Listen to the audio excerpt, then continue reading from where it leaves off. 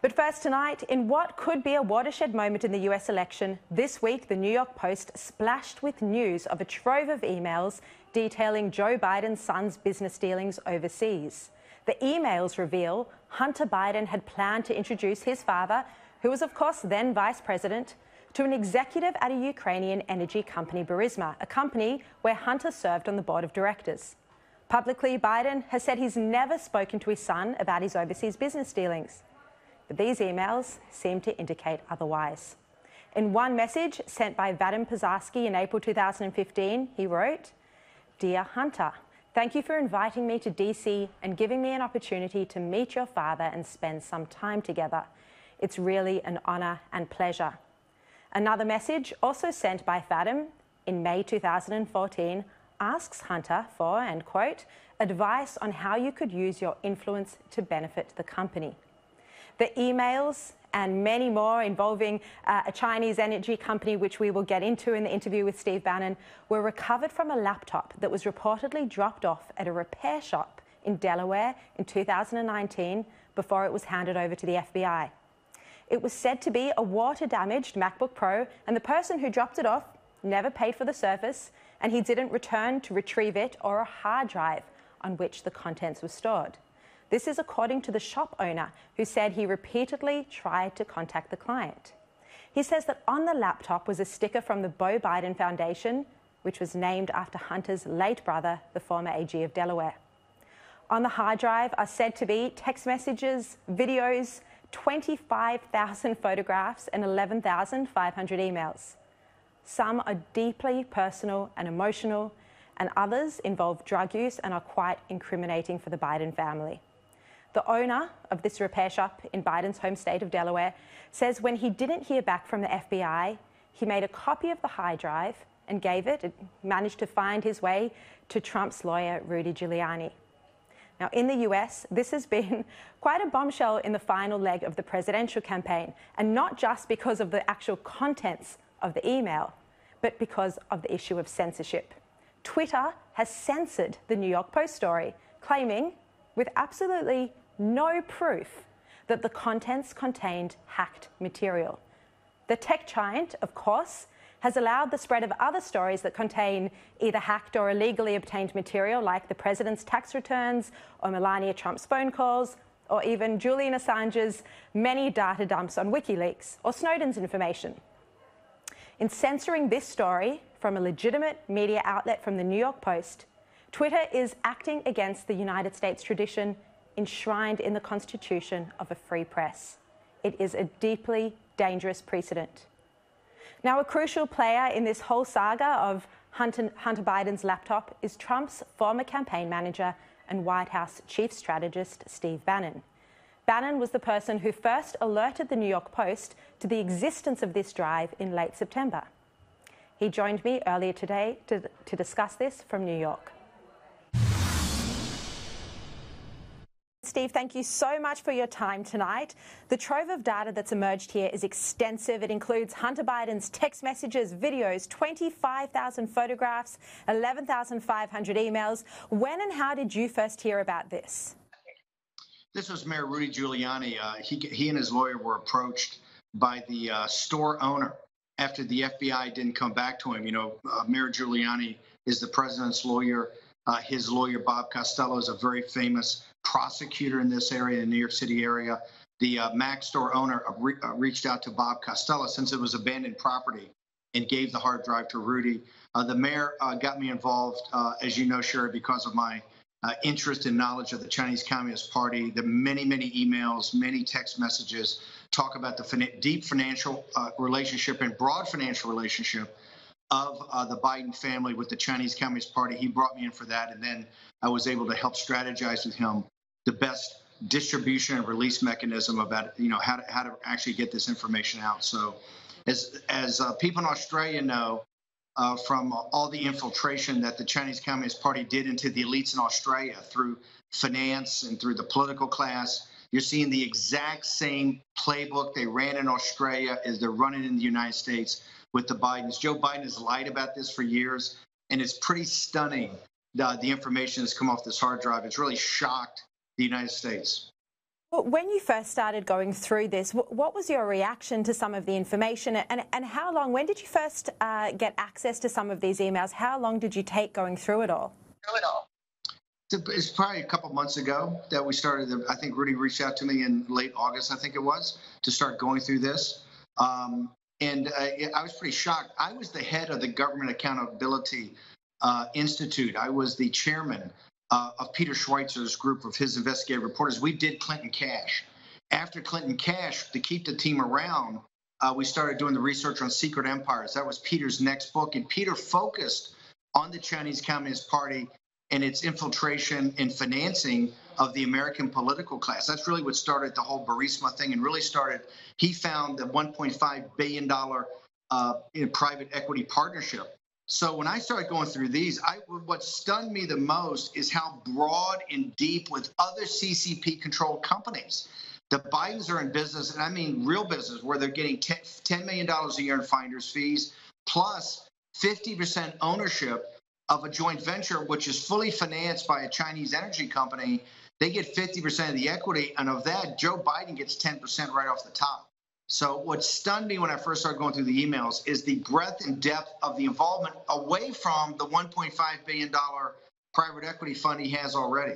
And it was stunning. It was stunning, the greed. And when I look back over time, what really got me was how much Joe Biden's lied about this. I mean, Joe Biden has said categorically, my family has nothing to do, no financial relationships with China or the Chinese Communist Party.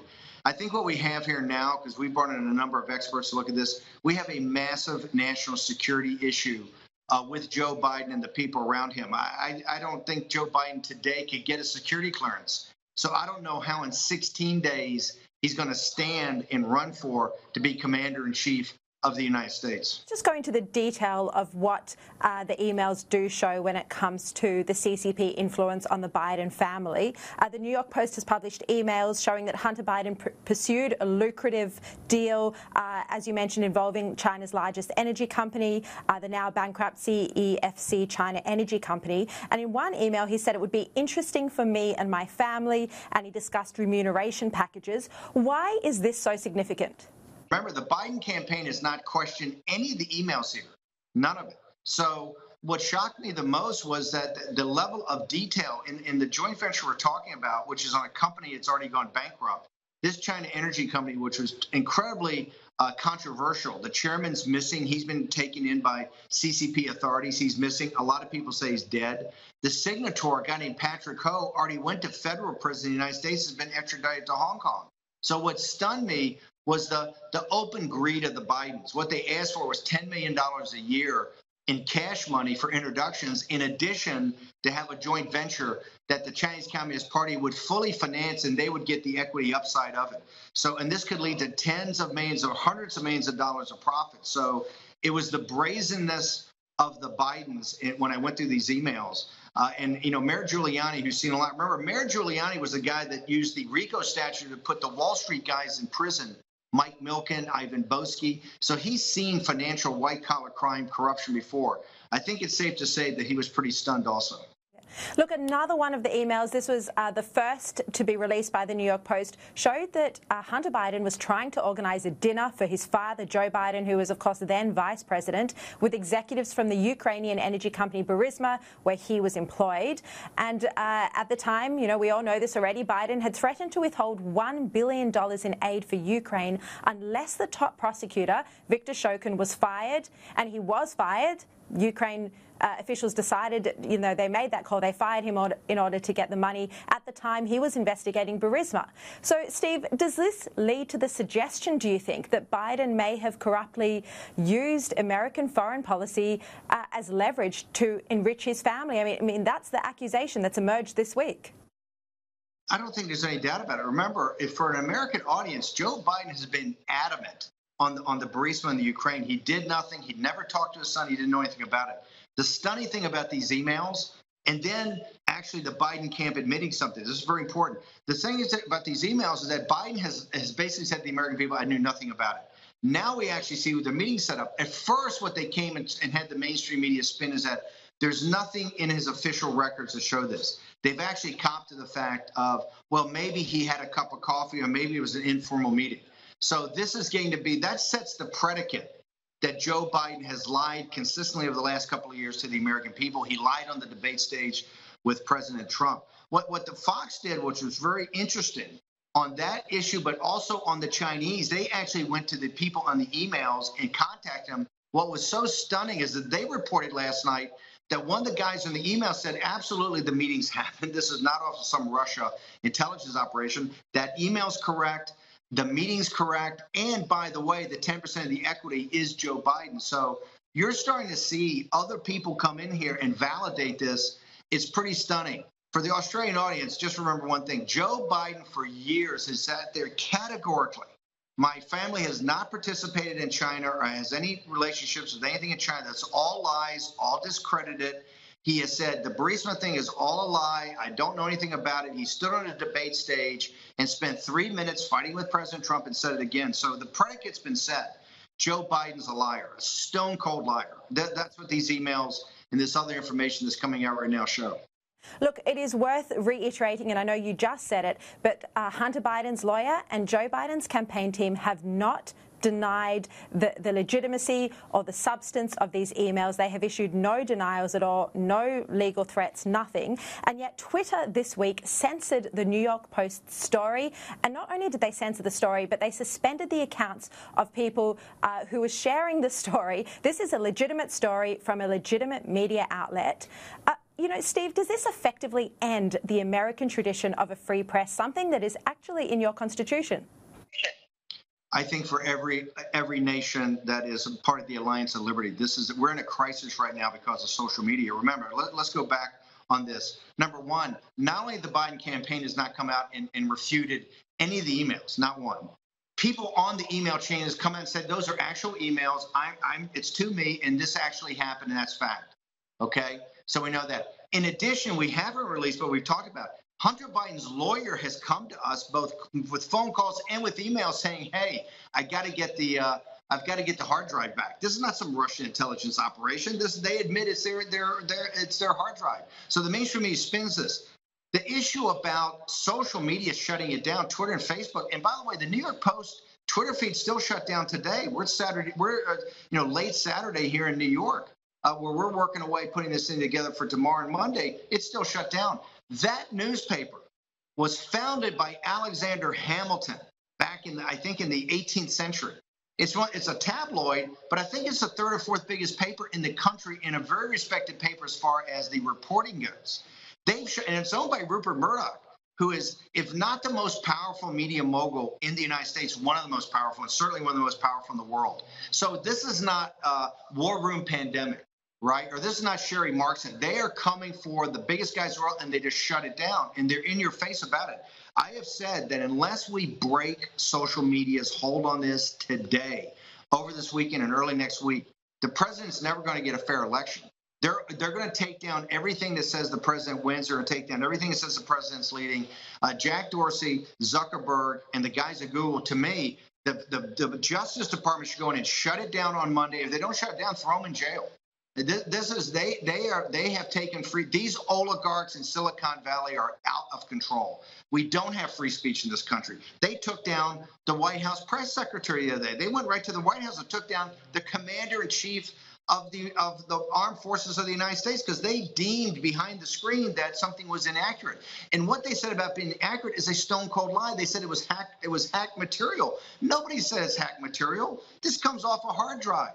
It's absolutely absurd. The Biden campaign hasn't argued it's hacked. The lawyer for Hunter Biden has said it's hacked. We can show you in fact, the FBI and the smart people at the New York Post that work for Murdoch have it. It's not hacked. That's just a lie, and yet they took it down. This is a crisis because this shows the power they have to basically shut down conversation. Steve, I want to ask you more about the hacking allegations from Twitter in a minute, but I just want to pick you up on something you said there that I haven't heard before and sounded really extraordinary, which is that Hunter Biden's lawyer has contacted you guys to ask for the return of the hard drive. Is that correct?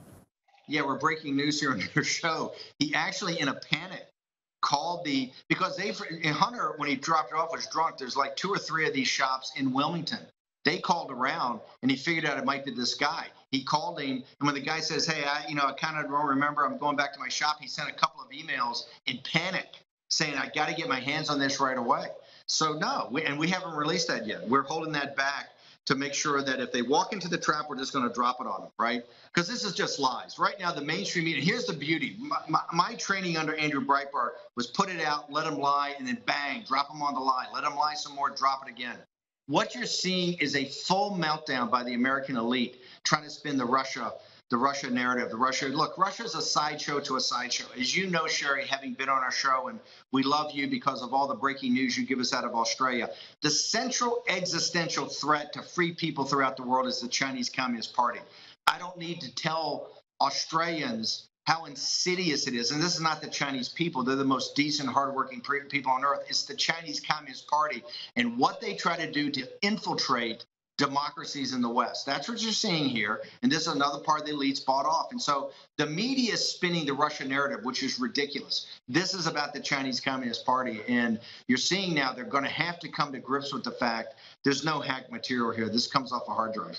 So you've got the emails from Hunter Biden's lawyer saying, can we have that hard drive back? What date are those emails?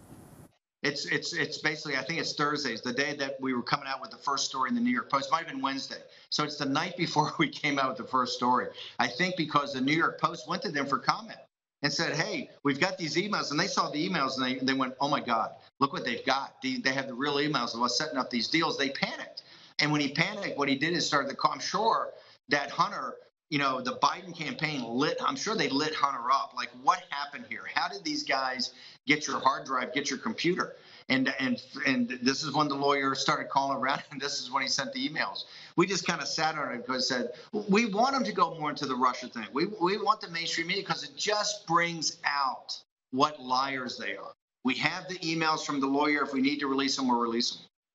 Look, Steve Bannon, other media outlets are refusing to report this story, and when they do report it, they're questioning, with no evidence for this, of course, they're questioning whether this was actually a hack of Hunter Biden's iCloud, and the information was then uploaded to a laptop. They point to the fact that they say there's no metadata attached to the emails. When you first heard about this, when you were first contacted by Rudy Giuliani, did you think this was possible, that this might not be Hunter Biden's laptop? It could have been, a hack of his iCloud and then the data uploaded to the laptop by a foreign agent, which is what's being reported by the critics or the cynics of this. Did you consider that was a possibility? This is a stupid defense. Absolutely. We went through all that. And more importantly, a company owned by Rupert Murdoch, the lawyers in the company went through this substantially. The technicians went through it substantially. They've got the metadata. That's all nonsense. That's a bunch of guys on MSNBC and CNN trying to be the Praetorian Guard for the Biden campaign. Of course, they saw the metadata. You think Rupert Murdoch's going to expose himself to lawsuits? And by the way, why hasn't the Biden campaign sued New York Post? Why haven't they sued him? Why haven't they tried to stop it? You know why? Because the countersuit that they would get in discovery would expose everything. The Biden campaign hasn't done anything here because they know those are the emails. We got it from the lawyer. It's a hard drive. It wasn't uploaded and any single email was dropped in here. Oh, the bad thing was really placed in here.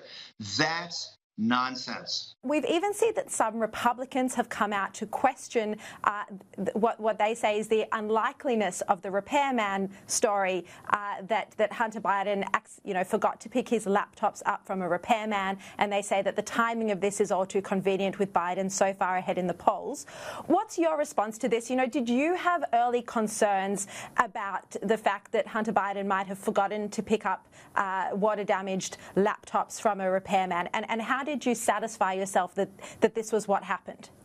Here's how I satisfy myself. His lawyer, Mesries from Chicago, one of the top lawyers in the country, emailed us and said, and we had the email. He called the repair shop. He sent us an email, or he sent the repair shop an email that he sent us right away saying, I got to get Hunter dropped these off. At the same day he talked about, he forgot to pick them up. I got to get them right away. What have you done with them? Right? That's an email. And a phone conversation he had at the repair shop. Everything about that's a lie. Okay? It's not like somebody's misreading. It's a lie. It's a lie. This repairman, when the When he didn't come back, it's abandoned property by law in Delaware if you don't come back in 90 days. He went to the FBI and gave them to the FBI. We got him much later. But the question for us is, why did the FBI not move on this immediately? When the FBI got it, two things would have happened. This was back in the fall or November, December of 2019. Number one, Donald Trump would have never been impeached. If you get the information out of his lab, there's no impeachment trial. And therefore, we could have focused on the Chinese Communist Party plague. We could have focused on the pandemic instead of worrying about the impeachment, number one. Number two, Bernie Sanders would have been the Democratic nominee if any of this information had come out. And by the way, there's much more horrible information. There's really horrible information that's about to come out. But if any of this information had come out at the time, Joe Biden had been finished in the Democratic primary, finished. So once again, the FBI has protected the neoliberal neocon candidate. They protected Hillary Clinton in 2016 and Bernie Sanders lost. They protected Joe Biden in 2020 and Bernie Sanders lost. So it just shows you the corruption of our institutions here in the United States. It doesn't matter who you change out. They're rotten to their core. The FBI, to me, I say very simply, the President of the United States ought to call in the FBI director tomorrow into the Oval Office. And he ought to sit there with Barr on one side and Senator Johnson on the other, who ran the committee, who never got the hard drive from the FBI. He ought to ask Chris Wray about 10 questions. And if Chris Wray does not have a good reason, not an excuse, but a good reason why this wasn't given to Ron Johnson's committee immediately, why Barr didn't know about it, why even the president wasn't made aware of this, okay? Why wasn't the media contacted, right? Why wasn't the Bernie Sanders campaign contacted? If Wray doesn't have great answers for that, 1 year, basically close to a year after the FBI got it, he should be fired in the office. He should not walk out of there as FBI director. It's time now to stop playing games with these people. It's enough of these Brennans and these Clappers and these Comeys, these terrible people that work against the interests of the American people and have their own Praetorian Guard that they're going to protect these hack, corrupt politicians of both parties. Not just any party, but both parties. But both these neoliberal neocons that are Wall Street's candidates, just like Biden is and just like Hillary Clinton, they ought to be fired. He ought to be fired on the spot.